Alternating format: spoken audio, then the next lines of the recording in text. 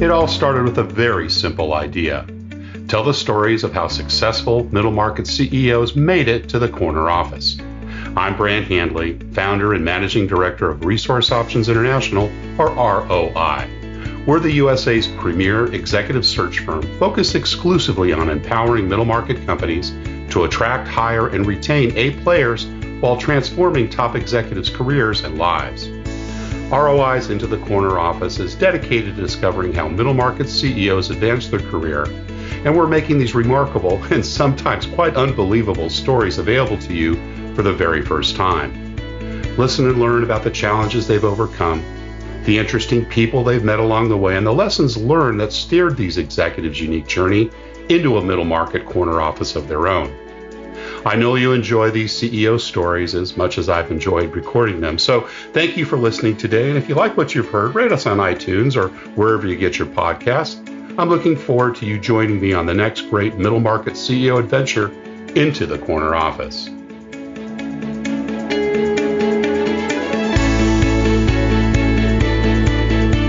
Today, my guest is Carey Jenkins. Carey is CEO of Substantial, a world-class product development studio serving a diverse set of clients from Fortune 50s like Google and Amazon to emerging startups and social impact organizations. A people-focused CEO, Carey stresses the importance of relationships, whether that involves employees, clients, or community partners. She passionately believes that healthy relationships are the foundation of any successful team, project, or company. Carey originally calls from Louisiana, spent her formative years in New York and New Orleans before finding a home in Seattle.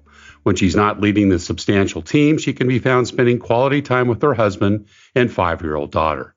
Carey Jenkins, welcome into the corner office. Thanks. Glad to be here. Great to have you here. And how's the weather out in Seattle today? Oh, it's very Seattle today. It's gray and a little chilly, but we've had a few days in a row of sunshine, so I guess we deserve this. Nice. And I guess a lot of snow up in the mountains too, right? Have the Cascades gotten quite a bit of snow this year? I know the Rockies have. They did, yeah. In January and February, quite a bit.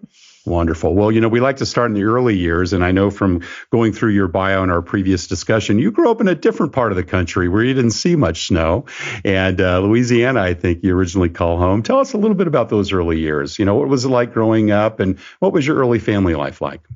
Yeah, I'm a Southern girl. So I was actually born in Nashville, Tennessee. Nashville, okay. Yeah, my mother and father are originally from Birmingham. So I was in Nashville for a few years, till about kindergarten, and then we moved around a bit. We moved to Texas for a couple of years, and then we settled in Louisiana. So I got to Louisiana probably in third grade or so. Yeah. And so I definitely consider that sort of my hometown and where I was raised. I was there through high school, and it's a very different place. It's very culturally rich. It's warm, both in temperature and in people. So there's lots to love about Louisiana. Were you in New Orleans or on the coast, or where about in Louisiana? I was about 2 hours west of New Orleans in a town called Lafayette, which is, about 100,000 people. It's not the tiniest of towns. Very sort of oil and gas economy-based town. A lot of people sort of traveling between Lafayette and Houston, for instance, and much more going towards Houston than going towards New Orleans when you live in Lafayette. Yeah. So I still have family there. My mother and sister still live there, and my friends from childhood still there. So I enjoy visiting. What did mom and dad do? Was dad in the oil industry? Was that kind of what brought you part of the country? He wasn't originally in the oil industry. My father was always a salesman, and so there was pharmaceutical sales, and he did car sales for a while, and then he did sort of get into sales for helicopter parts, and they use helicopters quite a bit in oil and gas, and so that led him a lot of big distances. To a company in Louisiana, and that was kind of why we moved from Texas to Louisiana, and then we ended up staying. Yeah. Mom, was she stay at home, or did she have a career? My mom was a legal secretary for many years, and then ended up staying home sort of in her later years to raise kids. But yeah. Nice. But my brothers parents, and sisters? Yeah, I have two sisters, an older sister, and a younger sister and a couple brothers You're the middle as well. child. I'm the middle. I'm the middle child. Big family. And you have a brother as well. I have two brothers. Two brothers. Oh, big family. Two older brothers, an older sister than me, then my little sister. My little sister's 8 years younger than me. So there was, I was the baby for a hot second, and then Then you got the caboose. Yeah. And then my brothers are 7 and 10 years older than me, so I know what that's like. Growing up as that youngest. And what kind of influences do you remember in terms of your parents? Were they, keen on you studying, following a career? What were the kind of things that you remember from your early days and growing up from mom and dad? Yeah, my parents were adamant about one thing, really, and that was that I go to college. They didn't really, they had lived kind of, sort of in the South and smaller markets and towns. So I don't even think they could conceive of the career that I have now, honestly. Yeah. Did they go to college, both mom and dad? They did. And my father has since passed, but my mother's still alive. And she still doesn't understand what I do for a living. I don't think either one of them understood, honestly. We'll get into that a little bit better. Maybe she'll listen to the podcast and then she'll get it. I guarantee that. They were really adamant I go to college. And I think was great. And it was important. And that opportunity is probably what brought me outside of Louisiana to see sort of all of the options that were out there. So I'm really grateful that they were adamant about that. Yeah. What other kind of early influencers? Were there any coaches, music teachers at school that, kind of had an influence on you in some of those early years and directional pursuits? So I was lucky enough to get into a special program in Louisiana. So Louisiana, like many states in the South, is not known for its education system. It's kind of down the list, isn't it? Yeah, it's usually second to last. There's only Mississippi usually does worse than Louisiana on education. But they had developed a special program. I hesitate to even call it what it was, but it was called the Gifted Program. Okay, I think they've gone away from calling programs like that name. But I tested into it in the fourth grade. And so what that meant is like in fourth and fifth grade, it just meant I went to some enrichment classes like one day a week, which were really fun. But in junior high, there was a dedicated school you could go to for that program. And in high school, there was as well. So in junior high and high school, I was for all of my core competency classes, I was in incredibly small class sizes with highly educated instructors, many of whom had PhDs. And that's very unusual in any public school system, but certainly in Louisiana. And they really streamed you early on. Yeah. So I really, in some respects, took it for granted what a rich educational experience that was. But when I got to college and saw how much better prepared I was, particularly in critical thinking and creative writing and problem solving, I realized how lucky I really had been because it was a free education that was, by everything I saw once I got out in the world, was incredibly high quality. And those instructors really changed my life. And I didn't know it at the time. So you're a pretty good student, I presume, even in the gifted stream. Yeah. I mean, so there was a time in my life I was a real striver, straight A student. I prided myself on it. And then, my father got sick sort of in junior high, and it changed our family dynamics quite a bit. And I became a much different kind of student, not as much of a striver and not as focused on getting good grades, but still really into learning. And that was kind of a shift for me, for sure, in my younger days. Did you take on some additional responsibilities at home? Was that part of the reason? It was just a really motivation. It was a really rough time for the family, and so school became less core to the way I was thinking about the world. Or not school. School I loved. I've always loved school. Grades became less core to, Never to how walked away from learning, but striving to be the top in your class, where family matters kind of came first. Yeah, but in high school, I mean, it was really important I get a scholarship. So, it it became more important in high school that that I make good grades so that I could get a scholarship, because there was no way to go to college without a scholarship for me. Anything outside of class? Any sports, music, theater, debate, class, government, anything like that? I did a ton of theater. And did you really? Okay. Oh yeah. And you lost your twang somewhere along the way, right? Yeah. So that had to be practiced, or not. Well, did you never have the Southern accent? I didn't have it much to begin with, but my family does have it, so I must have done something to do that. But yeah, I did. I'm sure theater helped. Yeah, I did a ton of theater. I did a ton of public speaking. So I was in speech and debate, and did that quite a bit. Right. That's, I think, a core thing for business too, isn't it? Learning how to present and talk to others and being comfortable on your own 2 feet. Absolutely. I use it all the time. Yeah. Awesome. What about entrepreneurial things? Were there things that you did when you were younger? You'd mentioned scholarships. I'm sure that was an important part of getting to college, but was there, pocket money jobs you did while you were growing up, middle school, high school? Sure. I wouldn't call them entrepreneurship. I did spending money. Yeah. I mean, I did all the typical things you do. I did a lot of babysitting. I worked at, a store. I did all the sort of typical teenager jobs. I mowed lawns. Sure. Nothing particularly. I didn't start the babysitters club or anything. Right. Yeah, it was all very typical, stuff you do for pocket change. Yeah. What about a little bit older, like in high school and college? Were there side jobs or, W-2, earning jobs that you did that were, kind of part of your educational program, beyond school?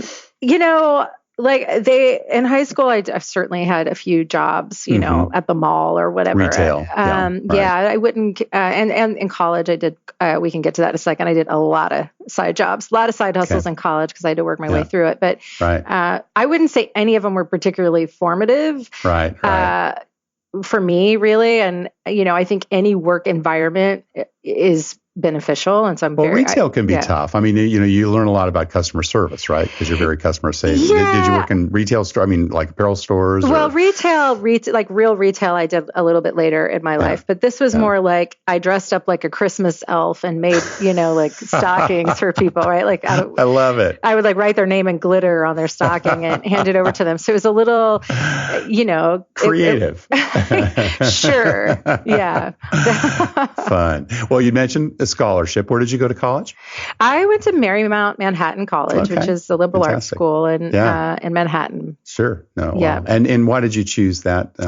Well, that's funny because, we talked about, so I got a Bachelor of Fine Arts with a focus in theater. So I actually moved to New York when I was 18. That's the place. Had never been there before. Wow. Hadn't even visited, but I got a full ride from Marymount. And so I packed my bags and moved to New York and studied theater for 4 years. That must have been quite a shift for you, right? Growing up in a relatively small town in Louisiana and your southern roots. I mean, it was night and day for sure. Yeah. And this was in the early 90s. So New York was still New York. It was pretty gritty. A little rougher than it is today. This was, David Jenkins was mayor when I moved to New York, and it was very different than it feels now, even though I still love it as a city. But it was gritty. It looked like it did in the movies from the 70s and the 80s. Gritty is a good word. It was super. It was gritty. Yeah. So so then you said you had jobs as well. What kind of jobs were you doing to supplement your living there? I did everything. So I did the typical stuff. So I was a barista for a while for sure. Right. I did waitressing and bartending and hostessing, all of those typical things. I did retail. So I worked this was my first real retail job. So I worked at like the biggest Gap in the world at the time. It was on 86th and 3rd Avenue in New York City. Upper East Side. Yeah, I was terrible at it. Just awful. They had me, I couldn't fold to save my life. And so they were like, well, let's put her in the front and have her like greet people. So I was greeting people at the front of the store, and the store is shaped like this enormous horseshoe. And I'm sitting at the front, like behind this table of like colorful sweaters. And my job is to say, hey, welcome to the Gap, right? And have a great day. That's my job. And maybe to attempt to fold sweaters. And one day this like group of like little hooligans came in, this little 12-year-old group of hooligans. There's like 5 or 6 of them. And they walked in, they kind of ran into the store. And I was like, hi, welcome to the Gap. And then they ran the the perimeter of the horseshoe and just shoplifted everything they could get their hands on, and then ran out. Stuff. And I was like, thanks for coming. Hope you have a great day, because you're not supposed to engage, right? We had a security guard, and he's trying to do his thing, but I greeted him and I said goodbye to him, the whole 9 yards. It was short-lived. I love it. My career at the Gap was short-lived. So I did that. And primarily, was working as a waitress and bartender, sort of in the heart of things. But then on the weekends, I started doing real estate, which was a friend of a friend had said, "Oh, hey, I'm an on-site agent at these fancy buildings. Do you want to do that? It pays really well."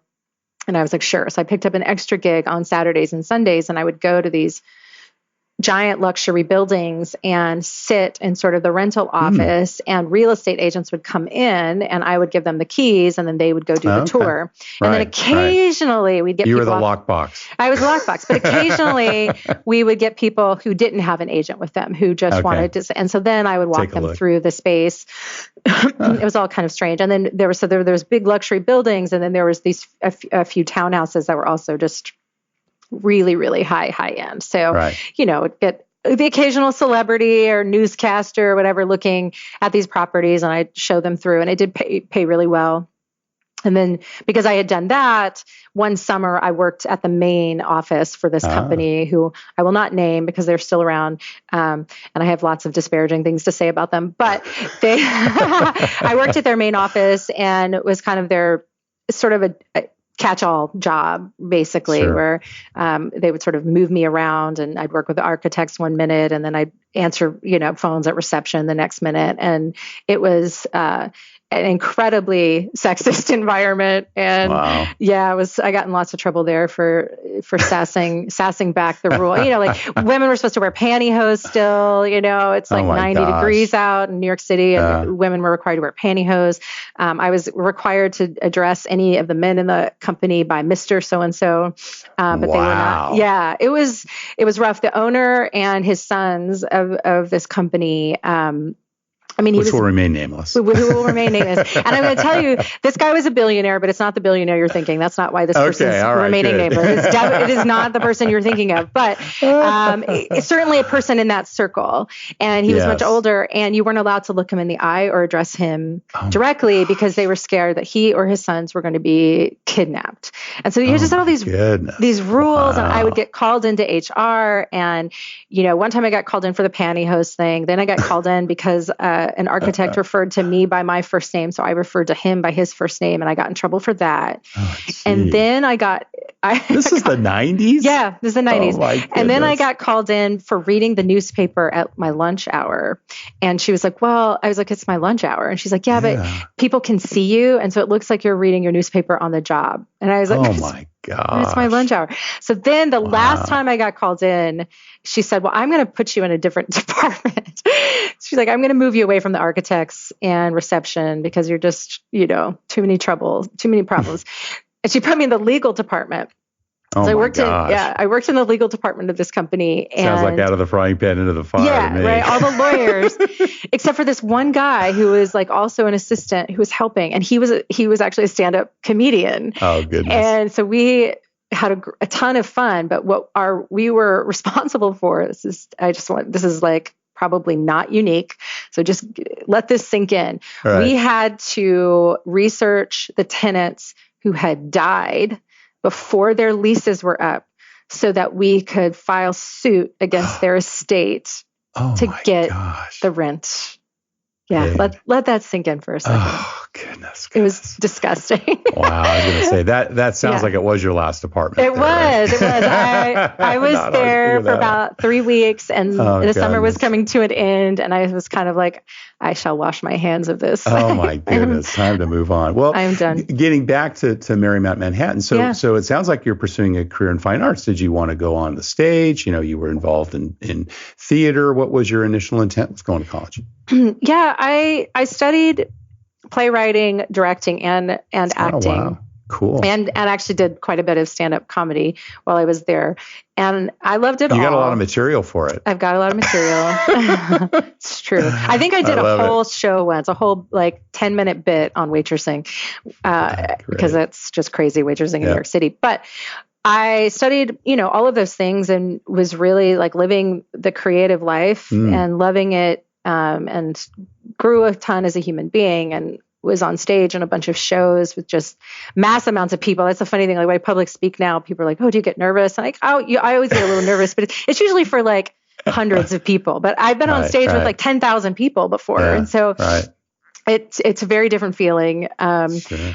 And I loved aspects of it for sure. But by my senior year, I remember sort of feeling I don't know about, I don't know that I want this as much as other people want it. I had done an internship at a small theater and was working with Manhattan in Manhattan. Nearby. Yeah. And was working with a couple really smart folks there. And they were, I don't know. I remember just going to lunch with them one day and them just saying I don't see you doing this. Is this really what you want? And I was kind of that's a good question. I didn't know. I didn't know what I wanted. When you grow up, sounds like they were good friends. They were. When you grow up in a place like Louisiana, it's not that it's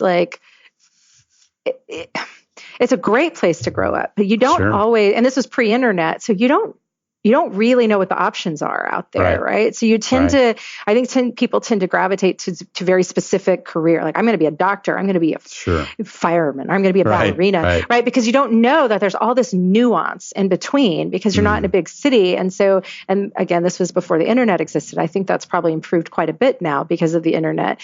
I didn't know what my options were. And I knew I was really good at theater. So I was like, well, that's what I'll do. And by my senior year, I kind of realized that's really not what I'm going to do. And I didn't know what the answer to that was. So what was the first full-time job you took outside of college?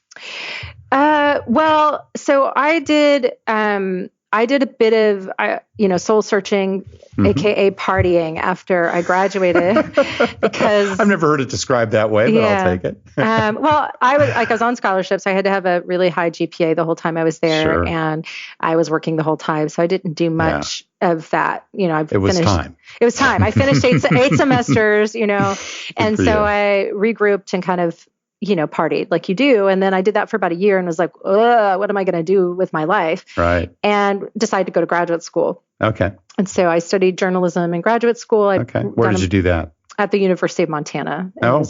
Big change. Montana. I know. Okay. Yeah. I'm kind of a wanderer. I did a lot of writing towards my BFA. So I was like, well, I did really always love writing. Maybe I could pursue journalism. And at the time, I really wasn't thinking short form journalism. It was just much less beat reporting, much more long form journalism. Sure. So I had a beloved uncle, who was a mathematics professor at the University of Montana. Wow. And he kind of reached out and was like, they have a really great journalism program here, and the city's really cool and small and fun. Is it in Bozeman or Missoula? It's in Missoula. Missoula's a great town. Yeah, it's a terrific town. So I did the same thing I had done in college. I'd never visited, and I ended up getting in, which was, I didn't apply anywhere else. I just was like, well, if I get in, I'll go. Give this a shot. Yeah, and I got in, and so I went and had a phenomenal, fun, and interesting experience doing that for a couple of years, and then I got my first real job. Okay. And what was that? That was working at a magazine in New York. Okay. So back to New York. Okay. I went back to New York and worked at a magazine for a couple of years. And did you have any leadership responsibilities early on? Do you remember when you started managing people, or was that more of an individual contributor role? It was assistant to the managing editor and the editor in chief. And so I was assisting, the two people who were getting things. Who were really running the show. Running the show. So with assisting the managing editor, there was a vast amount of learning experience and responsibility in keeping her, on track. She was doing so much, and she was hugely influential on me. She was just an absolute crazy hard worker and really great at her job and really strong woman. And so a fantastic boss and good influence on me. As far as leadership, the closest thing I got to leadership in that role was leading and sort of running the intern program there. Okay. Yeah. And so working with the young gals, because it was always young women who would come in to work at that magazine. And I actually think about that quite a bit, that it was actually a really good experience. I wasn't that far from where they were really, but it felt like worlds. Some of the interns were actually in high school. Wow. So that was really interesting and fun experience. But more than anything, working for the managing editor and the editor-in-chief was absolutely formative in who I am as a person. And I don't even think I realized until later on how much that opportunity really affected me and how much I learned from it. Yeah. What were some of the best lessons you learned from working for those folks? Well, I would say a big lesson is that there, in a lot of companies, startups, magazines, anything, there's a sort of visionary, right? There's a person who is holding the heart and soul of what that company or that mission is supposed to be. But those people are very rarely the kind of people who know how to operationalize that, know how to get that done on the ground. Right. You almost always need that person. And right hand, left hand. Yeah. And magazines are really good about that, because every magazine has typically an editor-in-chief and a managing editor, and or deputy editor. They call it different things at different magazines, but that role is so key. And it's very thankless, right? The editor-in-chief gets all the glory. They get the clothing allowance and the car service and all of the fancy parties and all of the fancy presents. And then there's this workhorse behind the scenes who's making sure that things get done. All the I's are dotted and T's are crossed. It's interesting you say that, and that's very common in the entertainment industry as well. I think my background was with Disney for about 10 years in the 90s, and Michael Eisner was, of course, the figurehead, but very few people knew that Frank Wells was his president and chief operating officer, 10 years his senior, and he was kind of like the Roy and Walt Disney. They were the two guys that kind of made things happen. Michael or Walt in the early days was the front man and the one that everyone was recognized, but it was Roy Disney who kept the company from going bankrupt. And Frank Wells, who was the guy who kept Mike, on track with regards to doing things. And when Frank tragically died, the company kind of fell apart. Yeah. And, so often that happens. It's interesting you identify that. Do you have that today? In other words, are you the visionary, and do you have a good right-hand person, or how do you run your shop? It's a good question. I think I'm actually the right-hand person. I think our founder and owner is, he was here from the beginning, and I think had a really clear picture, not necessarily what Substantial would do, but of who Substantial would be. He had a really clear idea of the kind of employment environment he wanted to create. And I think he's maintained that. And I am much more the person who is about what we're going to do and operationally how we're going to be and how we evolve and all of those things. But his vision's still really important. And I think because I got in that opportunity, got to assist both of those people, I got a really inside look into the sort of pros and cons of both of those roles. Like. But they're stronger together. I can tell you that. Sure. When did you start managing people? Was it at that company, or was it when you joined Substantial, or somewhere else along the way? No, before I joined Substantial, but I wouldn't call what I did with the interns, management. So it was a ways after that. So I, pivoted my career again. I was no longer working for magazines. I moved on to working at digital agencies and started leading teams of people to build on the account management side. On the account and product and project management side. So I did that for many, many years. I've been in client services for it's like 20 years now. So for most of that time, I was leading a team of people, a sort of cross-discipline team of people to build digital experiences or digital assets, and then eventually digital products. So there was always that element. And then I started actually actively having a team of direct reports about, 12 years ago. Okay, cool. And with regards to kind of some of those early management experiences, what were some of the, I always hate to ask this, and again, you don't need to mention names, some of the worst lessons that you've learned maybe from previous bosses, things that you saw and you said, I'm never going to do that if I ever have to run an operation or a company. Yeah, I would say the biggest thing that I witnessed was just a transactional relationship, a non-present transactional relationship. And that's sort of soul-sucking for both parties. I think it happens unless there's bad intentions at heart. And I think generally there's not bad intentions. It usually happens because of a lack of time, maybe too many direct reports, or a lack of effort to sort of bridge to get to know somebody. And so you end up not knowing them, and then you get into your one-on-ones or whatever interaction you have, and it's just very shallow, and you can't really get to the heart of things because there's not any trust built. And so I had a lot of that flavor. And really remembered that when I started having direct reports. And good examples in their badness. Right? Yeah. If you're going to manage somebody, you have to prioritize the time to be present and sort of get to know them. Got it. Very good. All right. Now, this is a section for your mom. Okay. Now, I know you have a 5-year-old daughter. Treat me as if I was your 5-year-old son and you had to explain to me what you do. What would you say? I would say that, well, I tell you what I told my 5-year-old daughter. I told her when I became CEO, I came home and said, "Mommy's the boss now." And she said, "What do you mean?" That. She's like, "What do you mean?" I was like, "Well, Mommy's the boss. I'm the boss of the whole company. I'm the boss." And she just looked really skeptical and then took a beat and then said, like, "Well, you're not the boss of me." That's a good 5-year-old response. That ended any sort of moment of her being impressed by me being the boss. But we talked about it since then, and I mostly stay pretty high level because she doesn't really understand what my company does. So it's hard to explain to her what I do, but it's about running things, and it's about meeting with people, which I tell her quite a bit. I'm at Mommy's in a lot of meetings. It's about going out to the community and speaking, because I go out in the community a fair bit and participate in speaking engagements.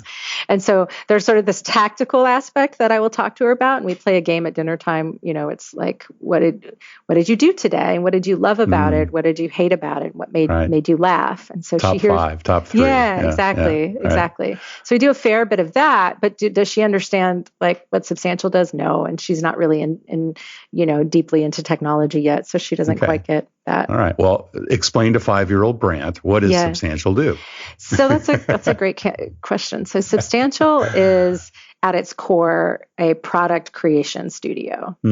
We do that mostly in a client services model. So we are product developers, designers, strategists who sell innovation as a service, right? So we will go in for our clients. Some are startups, some are enterprise, and create their products for them. So they might have a vision or a business model, but they don't have the resources, the team, or the wherewithal to do that themselves, and they need help. And we are that help. We are sort of their expert guide in getting their product to market. And we specialize in consumer apps. We've done quite a bit in sort of edutech and fintech, so medtech. all technology products and services for the most part. So if you have a business problem and you think that it could be solved with a digital product, that's our space, right? That's a good place to start. Yeah. Awesome. So you kind of come in as maybe, making a 80s or 90s analogy, dating myself. But, I remember working with companies when I was at Procter at Disney when we would need help in naming a product, right? And we'd bring in the consultants that would help us, kind of take a look at it and figure out what, to name it or how to do the positioning. Is that kind of similar to that? Or do you actually do the physical product development for them as well? We do the physical product development. So we do soup to nuts. That's not to say that people don't use us for just pieces of it, but in general, we are really solving this need that someone has to get something to market and not having either any resources to do that or enough resources to do that. So they might have budget, but no people. It's an incredibly competitive market out there for great talent. Do they normally have some IP then or some technology that... brings them to you and say, hey, we need some help with this? Or yeah, sometimes they do. Sometimes, right. Sometimes literally they're coming to us with a deck or an idea. Wow. It really depends on where they sit in their stage of business. Sometimes we work with enterprises. Obviously, they're much more sophisticated. They have usually done the business case and the business model. They probably even have some use cases. They've worked this out, right? Or they wouldn't have been able to secure enough resources to do it and approval, right? So when we work with enterprises, it's usually very buttoned up on the sort of business side, success metrics, objective side, but they very often don't know how to build a product in a more modern practice, sort of more modern, agile practice. And so that's what they're looking for when they come to us. Cool. So you kind of got a group of engineers and sales and marketing folks, and you kind of come in and come up alongside them and understand their core values and what they have, and then really do that development for them. Exactly. We do the design, the product design. And so we have a really integrated team approach here. So our designers and developers work together with our, what we call engagement managers, and our clients are really involved in that process, which is also a little atypical from the sort of traditional digital agency model. So our clients, sometimes they co-locate with us, but at a minimum, they're sort of daily involved with the team for very sort of quick feedback and quick decision making. Yeah. And so the teams are dedicated to those clients, right? That's they tend to just work on, yes. Awesome. And you didn't come in as CEO, as I recall in our conversation a couple of weeks back. You kind of came in and climbed through the ranks. When you joined, did you think you might be leading things one day? Oh, no. Yeah. No. It's amazing how that happens sometimes. Yeah. No, I didn't think that. I didn't think that even 2 years ago. I came in as an engagement manager, which is our client services sort of core primary point of contact. And I came in really to help Substantial build client services as a capability. They had hired one other engagement manager before me. They had kind of a director level guy who was more focused on business development, but was also kind of trying to build out like what client services would look like. And then we very quickly built up a team. And we were all very different. And so we all sort of established like what it felt like and looked like for client services at Substantial, with each of us. And I did that for a few years. And then I joined the executive team. Awesome. And then started getting much more heavily involved in business development and did that for a year, and then really sort of took charge of client services and business development. And that was really once I started that, that was about a year and a half before I became CEO. That's really when I started envisioning like, okay, I think I could actually take the helm. Awesome. And you'd mentioned an owner, visionary. Was that person in that CEO role prior to you, or had there been other, professional management people that had kind of run the show prior to you coming to that? He was not the CEO right before me. He had been CEO of the company for the first, probably half a decade. Another founder was CEO. And I'd been working with him for, since I had walked in the door. So he and I knew each other really well and were close. But he'd been around a long time and was, I think, ready for a break.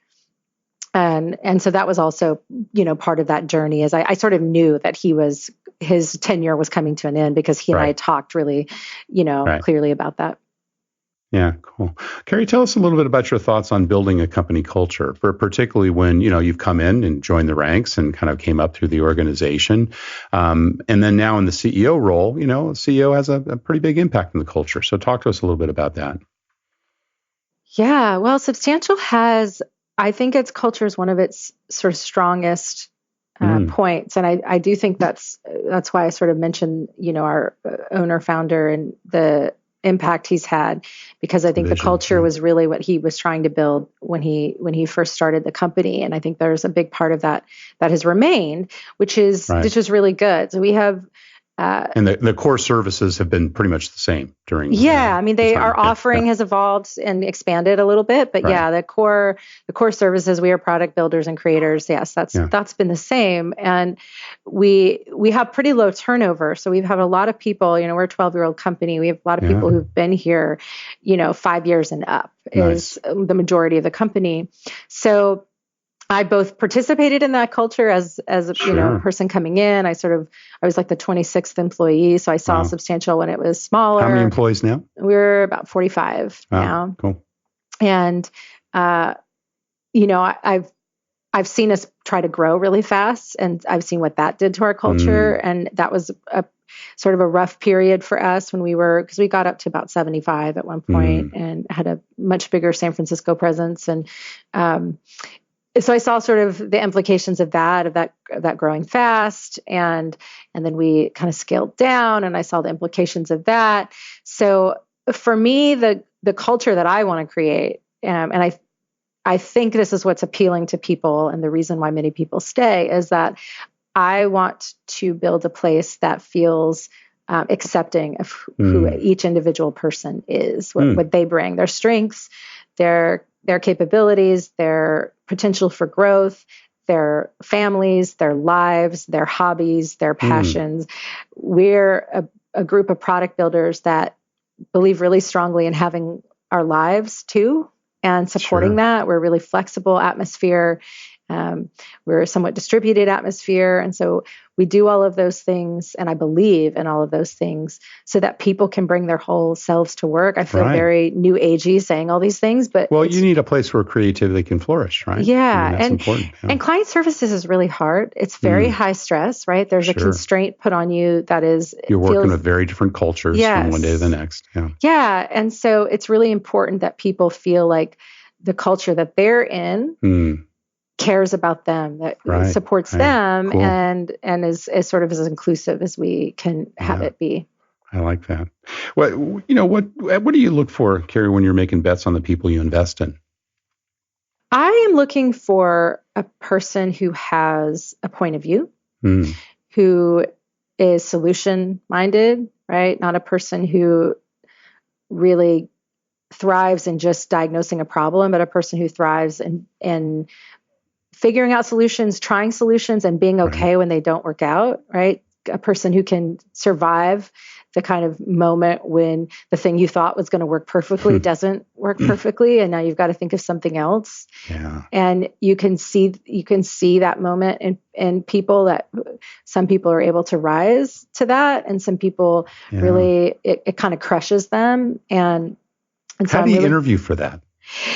You can't really. I mean, it's tough. You really, I do that for a living. So I was going, wow, that would be a hard thing to get to. Do you use assessments or other types of things that help you with that? We definitely put people in different, this isn't like a 9-hour Google interview or anything. We've got like math problems to do, but depending on the discipline, we certainly request and work through code samples for our engineers and design portfolios for our designers. For our product management role, we have people bring in product problems. So there's definitely a aspect in our interview process that is like, bring us in how you solve problems when you have your own space to do so, rather than testing you. Solid examples. Exactly, right. Yeah. So because once you start testing people in the moment, you get, in some respects, their nervousness, right? And so it can skew things. So we give people a chance to kind of bring in their best selves. And then we also do a bit of sort of what we call a collaborative session, which I still think is not a perfect solution to this problem, but that's more of the on the spot, like how do you handle collaborating? How do you handle working with people? Are you a question asker? Like do you ask the questions that are most important? And that's more than anything what I'm looking for. I'm still very involved in the interview loops. I was going to ask you, with 50 people, do you interview everyone that comes in the door? Not everyone, but certainly most of the senior level people I do. Anyone in client services or business development I do. And what I'm looking for are good questions. And, it's always a red flag for me when I get to someone and I'm like, do you have any questions for me? You've got this moment with the CEO of a company and you'd be, I'm sure you wouldn't be surprised, but people would be surprised how many people don't have questions. It's so crazy. I actually tell people, I said, listen, here's one thing you have to make sure you do. Take a piece of paper, fold it one back, and write down at least 7 or 8 questions, with space in between. So when you get to that moment in the interview, you can ask those questions. And, it just amazes me sometimes. People just say, oh, no, I'm good. And you think, okay, here's your opportunity. Yeah. So I'm always looking in those interactions for good questions, for the expression of a clear point of view, even if I don't agree with that point of view, but their ability to communicate a clear point of view, because in some respects, that's what consulting is, right? That's what we're getting paid for. We think we're getting paid for design artifacts and code. We're getting paid for a point of view and to really help our clients through a problem that they need a guide through and advice through. And so being able to articulate a clear point of view, I think is super important. Well, those account management skills are important too, right? I mean, being able to deal with the multifaceted customer landscape and, dealing with people at the other side of the table. Some customers are a little harder and difficult to deal with than others. How do you kind of interview and screen for that? That's a lot of what we get through the sort of bring in your best self problem, session, but also a little bit of the collaboration session. And the reason why I don't think it's really a perfect way of doing this is that it's still kind of role playing and kind of proxy. Right. So it's never going to feel exactly real, but it's a little bit about the nuance of the constraints that come up and how you deal with the friction. And there's a lot of sort of very normal friction in client services between, what might be the most ideal direction something's going to take and the direction it needs to take for business reasons, right? There's friction with that quite a bit. Yeah, no, exactly. I have one of our clients in the Bay Area is a e-commerce facilitator, right? So they stand behind the scenes of many of the large companies and handle all their e-commerce. And so they really have to have three very sometimes diverse skill sets, being able to know e-commerce well, being able to be a good digital social marketer, but also have those client management skills. And, and it's hard to click all those boxes, because so often many new and, newly minted, folks out of school, et cetera, they tend to much more specialize in one or two, maybe at most of those areas. And, getting that client, service orientation combined with the other two can be a real challenge. Yeah, for sure. Carey Jenkins, you've been very, very generous with your time. Thank you so much. And we always like to ask one last question, and that's, what kind of career and life advice would you give someone who's, got their eyes on their own corner office someday? Yeah, two pieces. One I kind of already said, which is hone your point of view and be really clear about that. And whatever your job is, whether you want to be in leadership or not, you are more than likely, whatever your job is, being paid in some respects for your point of view. And so be clear about it and then it'll be valued. I can tell you that. Right. And then the other thing I would say is that careers take can take a really interesting path that is unexpected. Yours is a good example. Right. And that can be both positive and negative. Sure. But I think your mindset about it, your open-mindedness to the different places your career could go is really the largest predictor of whether or not that career path is going to feel successful to you, more so than titles or LinkedIn or anything like that. So be open to it. We've been given a lot of advice about following our passions, and I could go on and on about why that advice I think fails us a lot of times, but follow what you're good at and work really hard. And that to me is how you build a career. Carey Jenkins, thank you so much for sharing your journey into the corner office. My pleasure. Thank you for listening to Into the Corner Office with Brant Hanley. We hope you enjoyed hearing our guest CEO story as much as we did. If you want to hear more CEOs reveal their journey into the corner office, please subscribe via iTunes and tell your friends and colleagues. For more information about Brant, Resource Options International, and the mighty middle market, visit www.goforroi.com. We look forward to having you join us for our next episode.